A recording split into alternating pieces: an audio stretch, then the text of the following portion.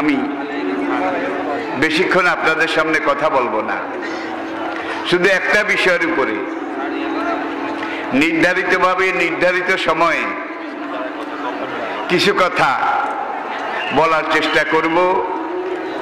মহান রব্বুল আলামিন আমাকে তৌফিক দান করুন। আপনারা অনেকে দেখেছেন, আমি যে কোনো মাহফিলে যাই, আমি একটা বিষয় নির্ধারণ করি এবং সেই একটা বিষয়ের উপরে কথা বলার চেষ্টা করি। কারণ 13 ক্ষেতের বেগুন একত্রে তুললে তরকারি মজা হয় না, স্বাদও হয় না। আর এই কোরআন আমাদের সামনে আল্লাহ গায়াতুনা ওর রাসূল জাইমুনা অল কোরআন ও দালিলুনা অল জিহাদ সাবিলুনা। একবার বিলাতে ওয়েস্টমিনিস্টার সিটিতে আমি সেখানে একটা লাইব্রেরিতে ঢুকলাম, ফয়েলস FAILS ফয়েলস লাইব্রেরিটার নাম। নিচে লেখা the biggest bookshop of the world, দুনিয়ার সবচাইতে বড় বইয়ের দোকান। আমি কিছু দেখলাম, কিছু কিনলাম।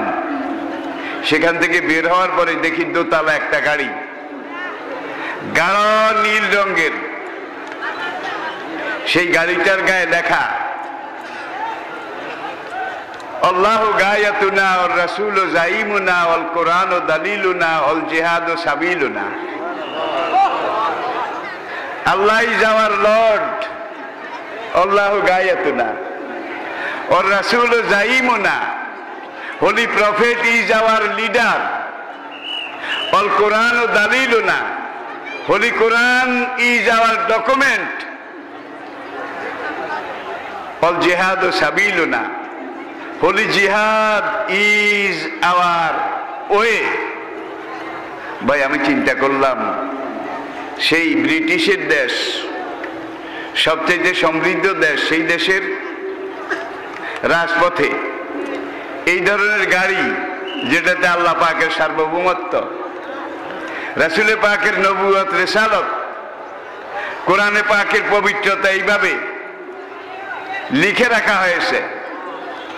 আমি লাইব্রেরিতে যখন সেখান থেকে বের হয়ে আসলাম গাড়িটার কাছাকাছি, তখন গেটে দাঁড়ানো একজন ভাই আমাকে বলে যে কাম উইথ আস, আমাদের সাথে আসুন।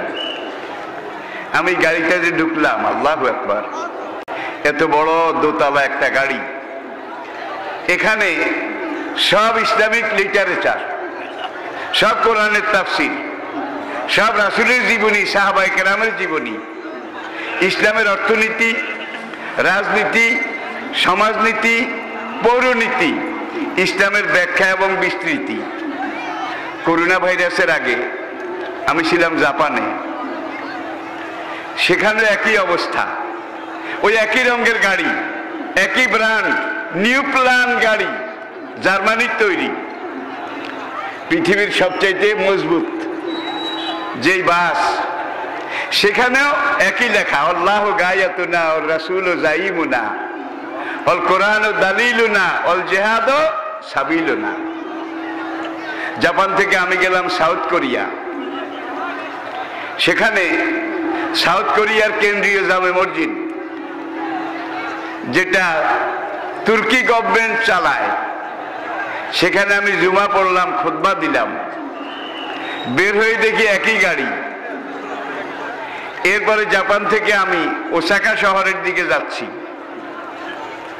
রাস্তায় দেখি যে 18 চাক্কার কতগুলো বাস, ওই বাসগুলোর গায়েও লেখা আল্লাহু গায়াতুনা ওর রাসূল জাইমুনা অল কোরআন ও দালিলুনা অল জিহাদ সাবিলুনা।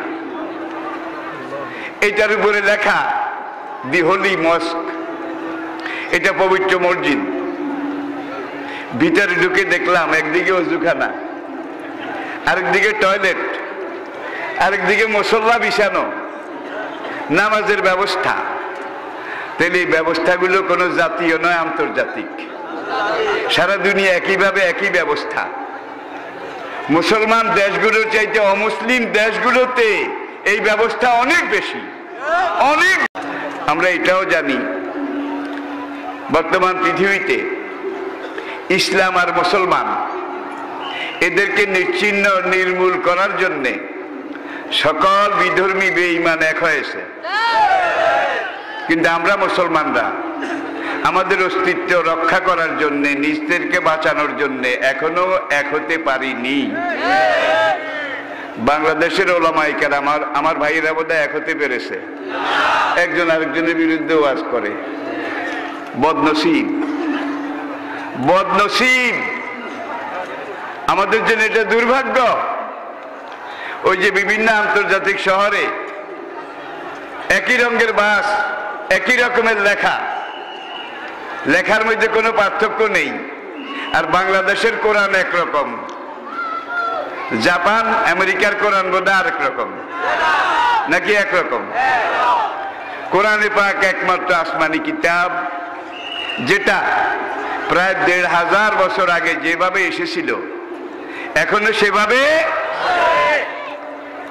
আজকের মডার্ন সায়েন্স, আধুনিক বিজ্ঞানের সবচেয়ে বড় আবিষ্কার কম্পিউটার।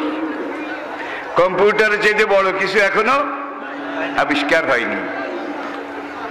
আপনারা শুনলে আনন্দিত হবেন, আধুনিক বিজ্ঞানের সবচেয়ে বড় আবিষ্কার কম্পিউটার বিজ্ঞান আজকে কোরআনের কাছে সারেন্ডার করেছে, আত্মসমর্পণ করেছে।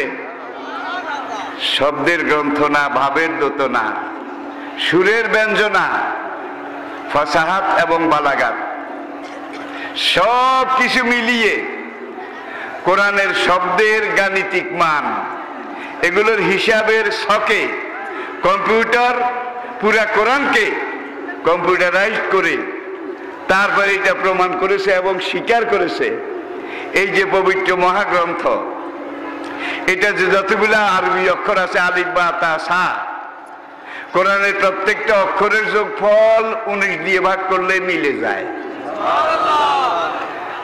কোরআনের প্রথম আয়াত বিসমিল্লাহির রহমানির রহিম, গুনে দেখবেন এখানে আরবি অক্ষর 19টা। কয়টা? 19টা।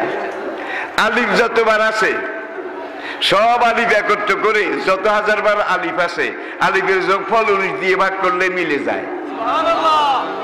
বা যত হাজারবার আছে পুরা কোরআনে, বা গুলাকে একত্র করে যোগ দিলে বায়ের যোগফল 19 দিয়ে ভাগ করলে মিলে যায়। এইভাবে ইয়া পর্যন্ত প্রত্যেকটা অক্ষরের যোগফল 19-এর বিভাজনে বিভক্ত। এখন কেউ যদি আলিফ একটা বাড়ায় বা একটা কমায়, তাইলে কম্পিউটার হিসাব করলে যোগফল বোধহয় মিলবে নাকি ধরা খাবে? আল্লাহু আকবার। একজন উম্মি নবীর পবিত্র জবান দিয়ে লৌহ মাহফুজে যেইভাবে আছে ঠিক সেইভাবে আমাদের ঘরে আছে, ঠিক কিনা বলেন? দুনিয়ার প্রত্যেক মুসলিমের ঘরে আছে, অমুসলিমের ঘরেও আছে আরবি, সঙ্গে কোন দেশে ইংলিশ, কোন দেশে ফ্রেঞ্চ, যেই দেশে যেই ভাষা অনুবাদিত। এই কোরআন যত ভাষায় অনুবাদিত হয়েছে দুনিয়াতে গত ১৫০০ বছরে, দুনিয়ার অন্যান্য তাওরাত, জবুর, ইনজিল, বেদ, গীতা, উপনিষদ, পুরাণ, কোনো কিছু এর 1000 ভাগের 1 ভাগও অনুবাদ হয়নি। আরেকটা জিনিস আপনারা জানেন, একটু আগে যেটা বললাম, আজকে সারা দুনিয়ার বেঈমানরা, বিশেষ করে ইহুদিদের নেতৃত্বে ইসলাম এবং মুসলমান এটা খতম করার কাজ করে যাচ্ছে, ঠিক কিনা বলেন? কাউকে বলে জঙ্গি, কাউকে বলে চরমপন্থী, কাউকে বলে এটা, কাউকে বলে সেটা, হত্যা করে, গুম করে, শেষ করে দেয়।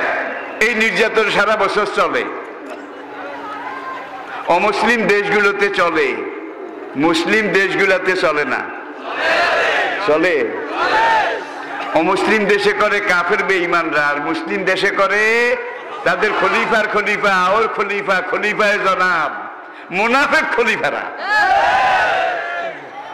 এক বছর পরে যখন আবার হিসাব নেওয়া হয় তখন দেখা যায় গেল এক বছরে বেঈমানরা সবাই মিলে যত মুসলমান হত্যা করেছে তার চাইতে হাজার হাজার মুসলমান ইসলাম গ্রহণ করেছে। তারা চায় কমাইতে, আর আল্লাহ চায় আল্লাহু মুতিম্মু নূরিহি ওয়ালাউ কারিহাল কাফিরুন ওয়ালাউ কারিহাল মুশরিকুন। প্রিয় ভাইয়েরা, আসুন, তাওরাত মূসা আলাইহিস সালামের কাছে নাজিল হয়েছিল, এটা আপনারা জানেন। তাওরাতের ভাষা ছিল ইব্রানি, হিব্রু। সেই মূসা আলাইহিস সালামের জামানায়, তাওরাত নাজিলের জামানায় তাওরাতের একজন হাফেজ সাহেব ছিল। এটা কোনো প্রমাণ আছে? কোনো রেকর্ড আছে? একজন হাফেজ যদি থাকতো সেটা অন্তত এনসাইক্লোপিডিয়া ব্রিটানিকাতে লেখা থাকতো। একজন হাফেজও ছিল না। কারণ কি? ওলে ইসমাইল বি মেউদ মেউদ শোনেম অতই ব্রেথি বি মেউদ শোনেম গাই গাদল, তাওরাতের হিব্রু ভাষা। আর এটা আমি সংগ্রহ করেছি ব্রিটিশ মিউজিয়াম থেকে, বিলাতে। সারা দুনিয়ার সব খ্রিস্টান বিশেষজ্ঞ ধর্মনেতা তারা একমত যে তাওরাতের এই একটা মাত্র আয়াত, ভার্স, এইটা অবিকৃত তাওরাতের আয়াত। তা আমি যে তেলাওয়াত করলাম, এগুলো কি মুখস্থ করার জিনিস? ও আতাইনা দাউদা জাবুরা, দাউদ নবীর কাছে আমি জাবুর কিতাব নাজিল করেছি। জাবুর কিতাবের ভাষা ছিল সুরিয়ানি। সুরিয়ানি ভাষাটা আজকে দুনিয়ার কোন দেশে নাই, ভাষাই হারিয়ে গেছে। তাওরাতের হিব্রু ভাষা দুনিয়ার কোথাও নেই। ইনজিলের ভাষা এটাও আজকে কোথাও নেই। সবগুলো ডেড ল্যাঙ্গুয়েজ, মৃত ভাষা, হারিয়ে যাওয়া ভাষা। ঠিক না বে ঠিক? কিন্তু কোরআন এমন এক ভাষা আল্লাহ পাক নাজিল করেছেন। এনসাইক্লোপিডিয়া ব্রিটানিকার নবম সংস্করণ খুলুন, সেখানে তারা সোনার অক্ষরে লিখে রেখেছে, Arabic is the richest and oldest language of the world. আরবি ভাষাটা দুনিয়ার সবচেয়ে প্রাচীন এবং সবচেয়ে বেশি সমৃদ্ধ। রিচ, ওরা বলেছে রিচেস্ট, সবচেয়ে বেশি সমৃদ্ধ, যেই পরিপূর্ণ যেই ভাষাটা, সেটার নাম আরবি।